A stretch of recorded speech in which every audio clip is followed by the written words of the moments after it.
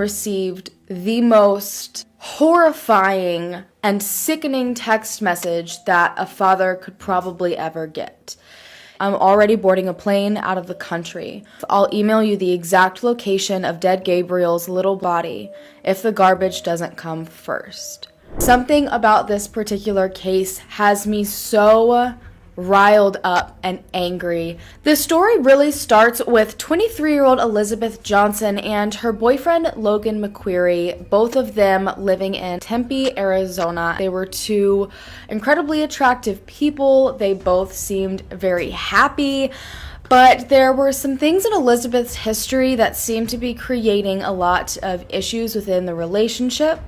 She was very immature for her age. She seemed to have a lot of trust issues. She would have emotional outbursts that would turn into violent outbursts. So it was a very unhealthy relationship, and something unexpected happened that pushed the couple closer together. Elizabeth was pregnant. So on May 3rd, 2009, Gabriel Scott Johnson entered the world. But like a lot of things for Elizabeth, motherhood was not something that seemed to come easy to her. She could not stand when Gabriel cried, even for just a few moments, so she would often put him in an entirely different room. She thought that Logan was trying to be with other women, and she was paranoid that he loved the baby more than her, and whenever they would have arguments, she would do whatever she could to get at him. And it got to the point where Logan realized he could no longer be in a relationship with this woman. It just was not working out, and as soon as he told Elizabeth he wanted to separate from her, she said that she wanted to put Gabriel up for adoption. But obviously, Logan said absolutely not. He loved this little boy. Logan was absolutely up to taking Gabriel full time.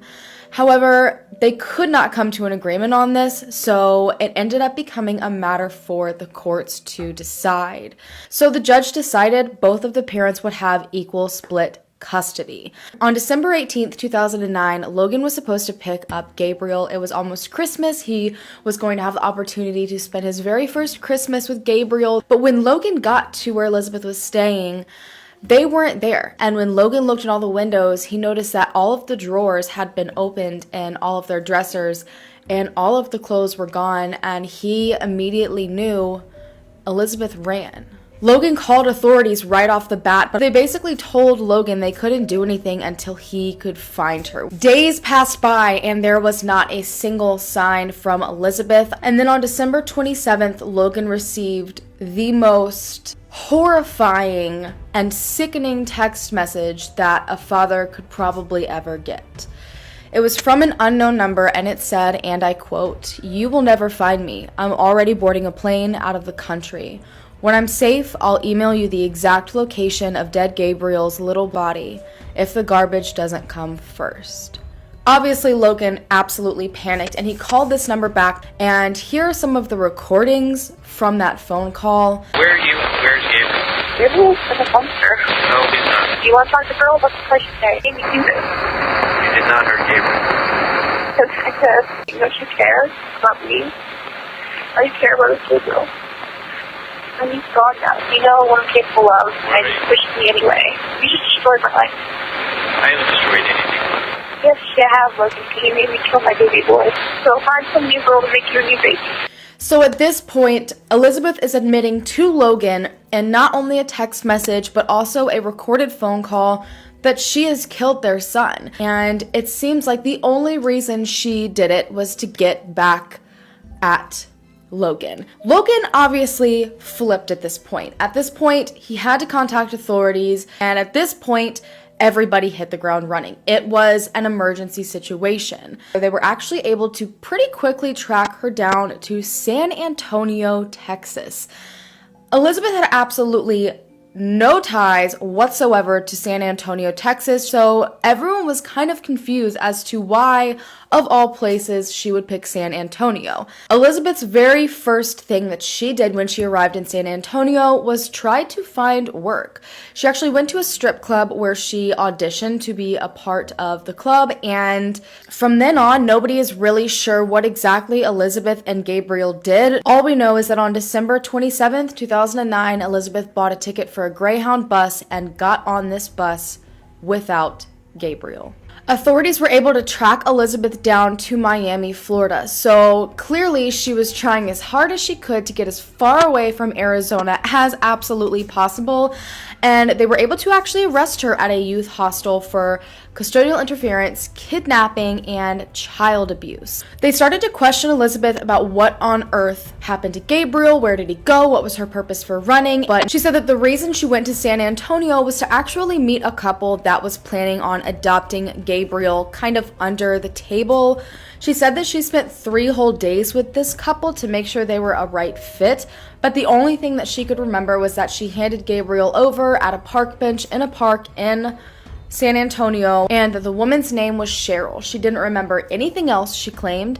She didn't remember the man's name. She didn't remember where this couple said they were from. And she also said that this couple promised her and reassured her that they would be able to take Gabriel home and have not a single person question or realize what was going on. Authorities specifically told Logan to not go to San Antonio to search for Gabriel himself, despite there now being this massive chance that Gabriel was out in San Antonio somewhere with another family. There was still a huge possibility that Elizabeth killed Gabriel. This idea that she had killed Gabriel was equally as possible as the idea that she had put him up for adoption to some strange couple in San Antonio.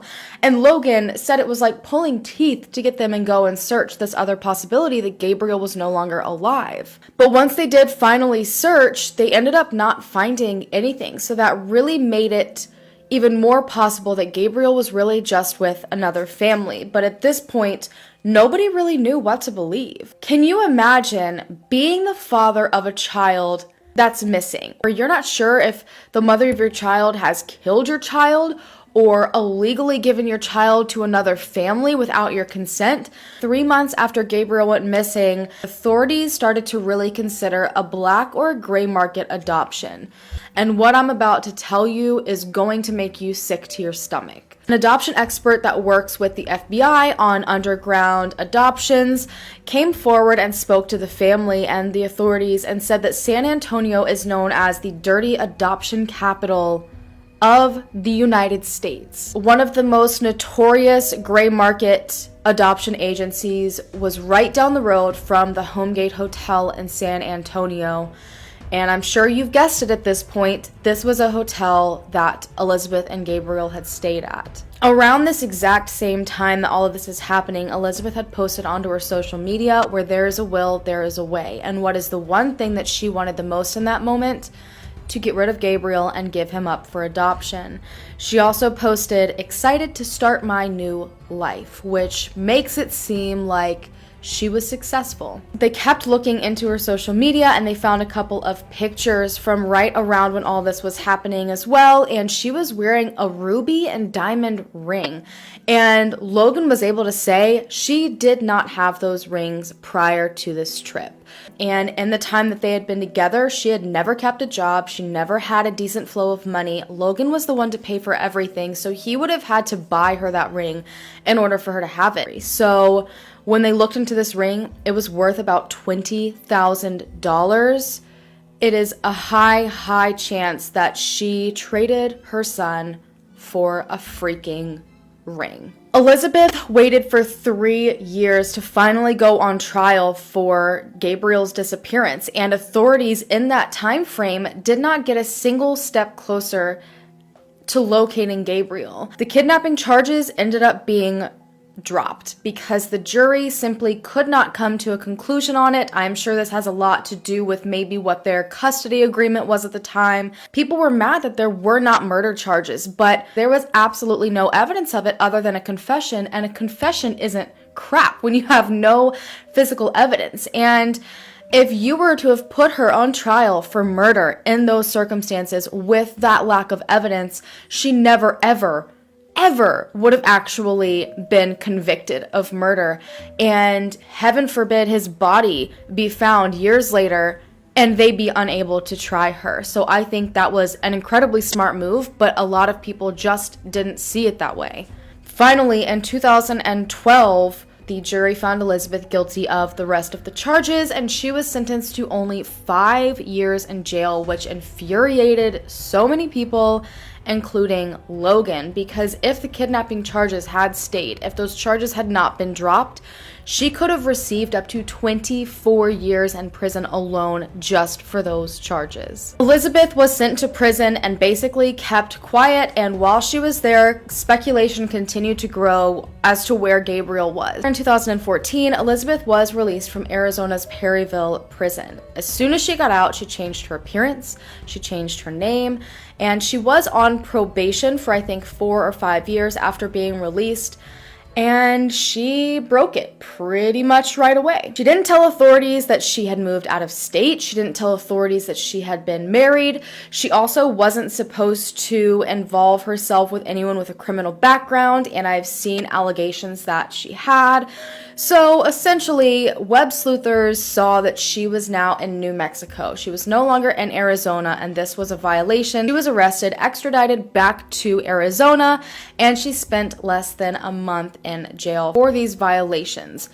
Now, as far as I know, her probation ended in July of 2018. So while Elizabeth is out just being able to freely live her life and refusing to give up information, the search is still happening for Gabriel. Now, from what I have seen, authorities did state that they are working with the National Center for Missing and Exploited Children to look into leads, but they said as of then, there was nothing to report. At this point, I don't know what to think personally.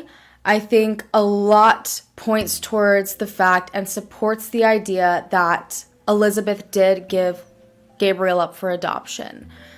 She specifically said to Logan on the phone, I am doing this to hurt you, basically. You know, this is what you deserve. You deserve to lose your child because you're talking to other women. Talking to other women when they are not even together anymore. So why would that matter to her? Elizabeth said in an interview, and again, I quote, I have to live every day without my son and without knowing where he is. That is the worst pain and punishment I could ever have. This woman is making herself a victim of her own choices, of her own actions and decisions, and it makes me effing sick in this entire situation.